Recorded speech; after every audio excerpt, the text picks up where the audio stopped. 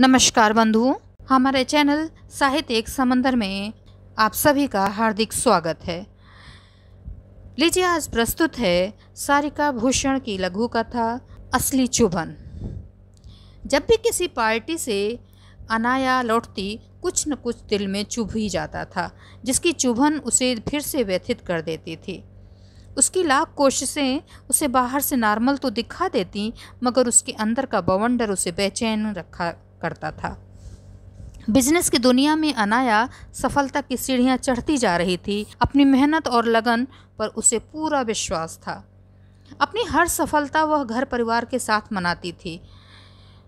हर पर्व त्योहार पर वह सारे रिश्तेदारों को बुलाकर पार्टी करती और कभी कभार उनके घर भी अपने माँ बाप को लेकर ज़रूर जाती थी। ये सारे वही रिश्तेदार थे जो अनाया के पापा के बिजनेस डूबने पर उन्हें पहचानने से भी इनकार करने लगे थे। आज उन सभी के लिए अनाया दी अनाया बुटीक की मालकिन थी। फैशन की दुनिया में अनाया की काफ़ी तारीफ़ें होती थीं, पर अक्सर घरेलू आयोजनों में उसे अपनों की ईर्ष्या और तानों का सामना करना पड़ता था।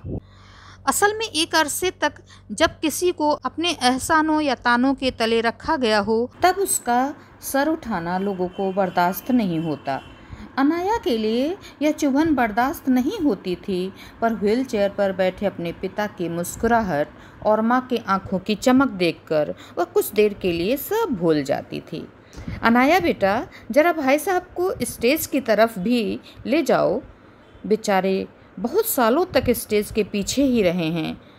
एक पारिवारिक विवाह की पार्टी में बड़ी ताई की चुटकी लेने का मौका मिल गया। ताई, अनाया के पापा ने अपने कंधे पर रखे अनाया के हाथ को थाम कर कहा, शांत हो जाओ अनाया, तुम्हें क्यों चुभती है किसी की बातें? क्या तुम्हें एहसास नहीं होता है कि असली चुभन किसे और क्यों हो रही है? तो ये थी सारिका भूषण की लघु कथा। आप सबको कैसी लगी हमें अवश्य अवगत कराइएगा।